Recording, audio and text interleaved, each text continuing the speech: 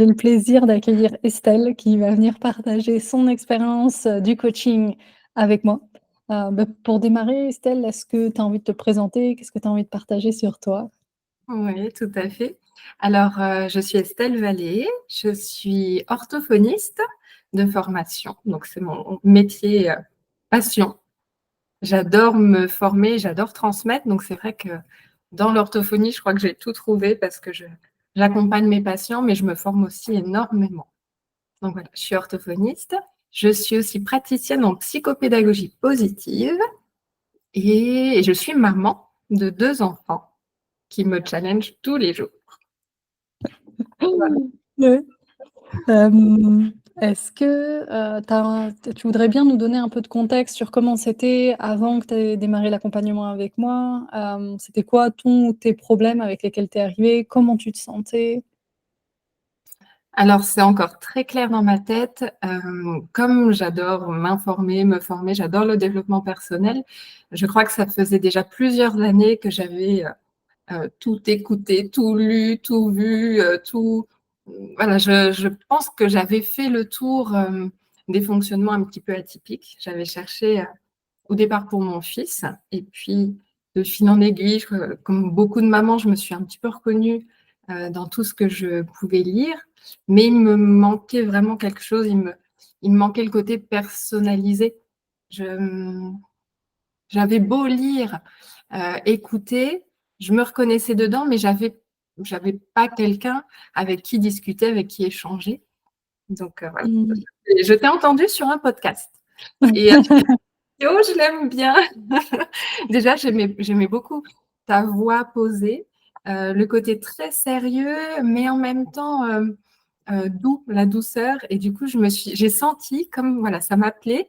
Et voilà, j'ai sauté le pas. Je me souviens d'un premier échange au téléphone, et j'ai senti que c'était voilà le moment d'avoir un échange rien que pour moi. Cette fois-ci, pas pour les autres, pas pour mes enfants, mais d'aller voir un petit peu plus loin pour moi.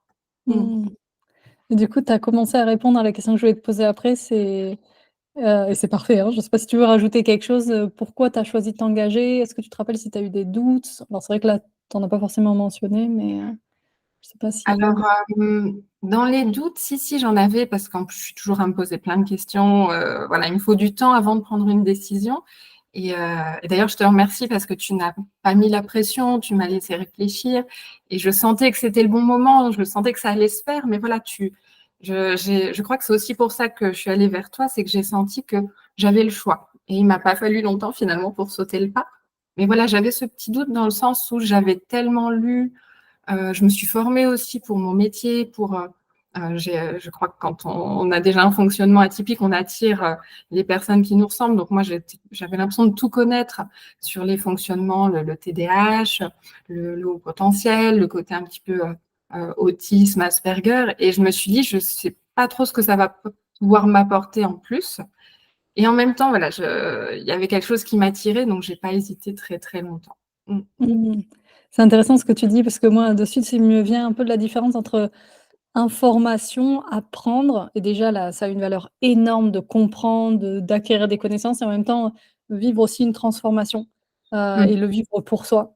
Mm. Hem et je suis contente aussi que tu mentionnes, parce que c'est hyper important pour moi que la personne vraiment elle fasse un choix qui vienne d'elle. Moi, je suis pas du tout là pour convaincre les personnes. Je veux Mm. vraiment, que tu ressentes, comme tu l'as dit, ce: «Ah, j'ai envie d'y aller. Là, il y a quelque chose qui m'attire, et qui m'appelle». C'est hyper important pour moi, ça détermine vraiment la qualité ensuite de la relation, de l'accompagnement, des résultats. Hem et justement, si on va sur les résultats, toi, du coup, tu as vraiment fait ce travail, à travers mon accompagnement, on travaille justement sur tes pensées, tes émotions, tes croyances, donc ton monde intérieur et en même temps, évidemment, ça a un impact sur notre monde extérieur, nos relations, notre travail. Quels Mm. étaient pour toi les résultats spécifiques de l'accompagnement, de Alors, coaching? il y en a eu beaucoup à plusieurs niveaux, mais je dirais le plus gros résultat, c'est vraiment la facilité maintenant, peut-être la rapidité à modifier mes pensées. Donc ça, c'était un gros travail. Je sais qu'il y a beaucoup d'apports de ce côté-là euh, dans ton coaching.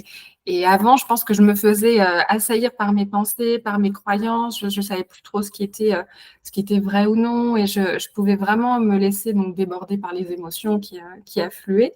Et là, parce que voilà, j'ai beau être formée en psychologie positive, j'ai beau être enthousiaste, j'ai des petits moments de doute quand même, des petits moments où ça va moins bien.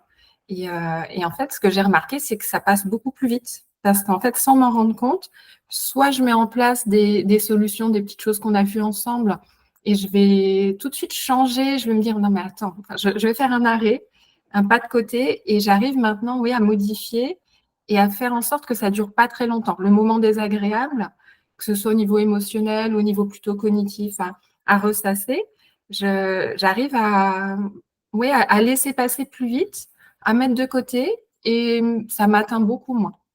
Que ce Mmh. soit vraiment au niveau personnel, voilà, petit conflit avec mon mari ou je sais pas, trop de pression au travail ou comme je suis très engagée aussi, j'ai une multicasquette au niveau associatif. Comme je te l'avais expliqué, j'ai réussi maintenant à vraiment me positionner pour pas me laisser charger parce que j'avais envie de tout faire, j'avais envie de répondre à tout le monde, de dire toujours oui. Et finalement, je m'épuisais. Et là, ça s'est fait de façon fluide sans que je m'en rende compte. J'ai l'impression que c'est des outils que je connaissais un petit peu d'avant et que j'ai vraiment bien retravaillé avec toi. Et au moment où il y a une situation désagréable, une situation un peu plus compliquée, j'ai pas l'impression de me dire, bon, alors attends, je vais chercher tel outil, mais ça se fait de façon fluide. Et c'est après coup que je me dis, oh, mais alors j'ai super bien géré, ou ah, mais je suis pas fatiguée, là, mais les vacances pour moi démarrent. Et d'habitude, je passe déjà 10 jours sur mon canapé à plus pouvoir rien faire. Et là, je suis toute bien parce que je pense que j'ai passé quelques semaines avant oui, à faire en sorte que les choses soient fluides et bien alignées. C'est les mots qu'on entend beaucoup, mais c'est vraiment le cas. Ouais. Sans Mmh. les petits Ouais. accros qui ne sentent pas. Hop, je passe les bosses sans pas bien. Ouais, c'est vrai que tu as fait un super travail comme tu décris de OK, sélectionner où je veux mettre mon énergie, comment je veux mettre mon énergie, qu'est-ce qui est juste pour moi? Oui. Et à partir de ce moment-là, mais forcément, quand on apporte notre attention à tout ça, on se retrouve à être plus en équilibre avec soi, avec ce qui est juste pour soi et donc Mmh. on évite, en tout cas, on se retient avant, dès qu'on a les signaux d'aller dans l'épuisement, parce que ça, c'est une thématique aussi, une vraie thématique pour laquelle beaucoup de personnes viennent me voir aussi de: «Ah OK, comment je fais alors que je suis déjà très sensible à tout ce qui se passe autour de moi? Comment je fais pour me préserver?» Et où je pose les limites pour que ce soit juste pour moi et que je me sente à l'aise aussi dans le fait d'assumer ces limites-là. Mmh.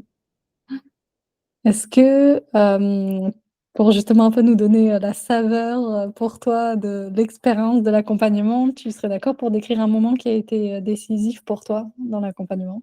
Oui, alors j'en ai eu plusieurs. C'est là qu'il faut faire un choix. Alors il y en a un vraiment au niveau professionnel, c'était le fait que moi j'ai besoin de beaucoup bouger. Alors là, je suis sur un ballon, j'espère que ça se voit pas trop. C'est parfait. Voilà. Justement, j'accepte de devoir bouger et je l'annonce. Et dans mon travail, je suis aussi organisatrice de formation. Donc, j'anime, j'accueille les stagiaires et c'est jusque-là, c'était toujours un moment un peu je ne vais pas dire désagréable, mais fatigant pour moi d'animer parce que je me sentais obligée de rester dans la salle, de rester assise, d'être attentive à la fois aux cours, aux besoins du formateur, aux besoins des stagiaires. J'avais voilà, l'impression que je ne pouvais pas bouger et en fait, sur tes conseils et vraiment dans ce qu'on a pu travailler ensemble, j'ai senti que je pouvais finalement, personne ne m'obligeait à rester, à ne pas bouger. Et donc, sur une formation, j'ai accueilli en disant, voilà, sentez-vous libre de vous lever, de bouger, d'aller boire un coup, de sortir prendre l'air, en accord avec la formatrice quand même, mais qui a adoré en fait cette approche-là. Et j'ai passé une formation au top. J'ai pas été fatiguée, donc encore une histoire d'énergie. Je me suis sentie bien et surtout dans les retours des stagiaires après la formation, pour beaucoup, c'était voilà, des remerciements et super pour le dynamisme et le côté très bienveillant et le fait d'avoir pu se lever, bouger, tout le monde a adoré. Donc je me suis dit, mais voilà, plutôt que de garder ça dans ma tête en me disant non, ne bouge pas, ça ne le fait pas trop si tu te lèves, les gens vont se poser des questions. En fait, tout le monde a besoin de bouger, tout le monde a besoin de se lever pour aller aux toilettes en plein milieu d'une réunion. Ben, moi, je l'ai dit, j'ai dit, voilà, c'était mon besoin. mon corps qui parlait à certains moments de la journée. Et ben, j'ai dit à tout le monde, voilà, sentez-vous libre. Et moi, j'ai osé le faire. Voilà, ça a été vraiment fabuleux. Enfin, Ouais. je me dis, c'est des années où j'ai moins profité, alors que j'adore me former, mais j'ai moins, voilà, j'avais pas ce côté positif des formations parce que je m'épuisais. Et là, ça y est, je sens que je vais pouvoir aller encore plus en formation. Yes. Et tu vois, j'adore parce que tu donnes déjà une clé à des personnes, qui l'ont peut-être perçu immédiatement là en t'entendant, c'est: «Ah tiens, si j'écoute mon corps et au lieu de croire que je peux pas faire ça ou que je peux faire ça et je vais avec mon besoin, bah, déjà moi je me sens bien et en plus je donne l'autorisation aux autres, beh, potentiellement d'aller connecter à ce dont eux ils ont besoin et d'oser» et là, je peux, donner l'exemple, positif pour tout le monde donc Mm. super chouette comme, expérience. Mm. Est-ce qu'en termes de alors là, plus process, formation, accompagnement du coaching, comment c'était pour toi? Parce que donc tu as eu à la fois la partie, en autonomie, les séances avec moi, le suivi. Est-ce que tu as envie de décrire ton expérience, sur ce point? Ouais. Alors, en tout, ça a duré 6 mois à peu près et au début, je me suis dit: «Ça va être long. Qu'est-ce qu'on va se raconter pendant 6 mois? Qu'est-ce que je vais apprendre de plus en 6 mois?» Et en fait, j'ai je crois que chaque rencontre avec toi, j'en ressortais en me disant: «Mais comment on a fait pour aller de ce côté-là? Comment?» Donc tu nous emmènes, hein, aussi, selon les problématiques du moment, selon ce qu'on va exposer. Mais je suis toujours ressortie en me disant: «Waouh, ça avance». Enfin, oui, tu m'as fait aller dans certaines directions pour lesquelles je pensais pas, voilà, que j'avais pas imaginé. Et parfois, voilà, certaines séances de coaching, j'arrivais en me disant: «Bon, comme ça va plutôt bien en ce moment, je sais pas trop de quoi on va pouvoir parler». Mais en fait, si, il y a toujours des choses à aller, soit aller travailler un objectif parce que tu nous fixes les objectifs au début, ou on fixe ensemble les objectifs et voilà, il y a des petites choses qu'on n'avait pas encore parcourues, donc hop, on se relance sur autre chose, on va approfondir un autre. Et moi, j'ai trouvé que c'était fluide et que c'était intense, mais en même temps, ouais, bien réparti sur 6 mois, avec voilà, les temps avec toi, les temps un peu plus en autonomie, ou bien sûr, moi, entre deux patients, ou dès que j'avais un absent, j'allais voir une vidéo, j'allais écouter un contenu, j'allais lire un petit peu ce que tu peux nous mettre. Donc vraiment, ouais, j'ai eu l'impression d'avoir 6 mois intenses, mais fluides et ouais, intenses, mais fluides. Je dirais ça comme ça. Et efficaces. Mot-clé super important. Ouais. Ah, c'est chouette ce que tu dis, parce que je pense que les 2 sont hyper importants pour moi, de comment on va avec ton fonctionnement, pas que ce soit lourd et je dise: «Oh là là, j'en veux plus», qu'il y ait un désir, une envie d'avancer et en même temps, c'est vrai que l'intensité, c'est comme un mot important, pour les personnes que j'accompagne et c'est vrai que si jamais on veut un travail superficiel, c'est pas le genre de travail que je recommande d'engager. On va quand même en profondeur. Hem, Trop chouette. Par rapport à si pour conclure, si tu avais une personne qui justement se posait la question: «Est-ce que, bah, j'envisage de suivre le coaching?» qu'est-ce que tu lui dirais? Qu'est-ce qui rend pour toi cet accompagnement, unique? Mmh. Alors, je dirais à cette personne d'oser, parce que ça, c'est le mot qui m'a suivi tout le long. D'un moment ressentir quand c'est le bon moment, parce que je pense que c'est pas forcément le bon moment pour tout le monde, ou parfois c'est bien de laisser poser, mais de le garder dans un coin de sa tête. Et un moment de sentir quand voilà, ça nous appelle, et vraiment d'oser, oser à la fois en termes bah, de recherche sur soi, de travail sur soi. C'est vrai que ça peut faire un petit peu peur, on ne sait pas trop ce qui va sortir de tout ça, mais c'est vraiment super. Et ouais, je crois on en sort différent, mais comme je te l'avais dit dans le petit retour, on en sort différent, mais encore meilleur. Je pense que voilà, j'attendais ce petit plus qui m'accompagne, et voilà, je pense moi avoir validé mon fonctionnement. Ça y est, c'est fait, c'est dit. Et, euh, et pour preuve que ça a fonctionné, c'est que je n'écoute plus en boucle des podcasts sur les fonctionnements atypiques, où j'ai arrêté d'acheter des livres. J'ai l'impression que c'est bon. Je sais qui je suis, je sais comment je fonctionne, et je suis passée à d'autres choses qui, voilà, peut-être que j'avais laissé un petit peu en plan, mais ouais, c'est tellement efficace que finalement, ça permet de passer à autre chose et d'avancer sereinement. Donc, oser, je dirais, ouais.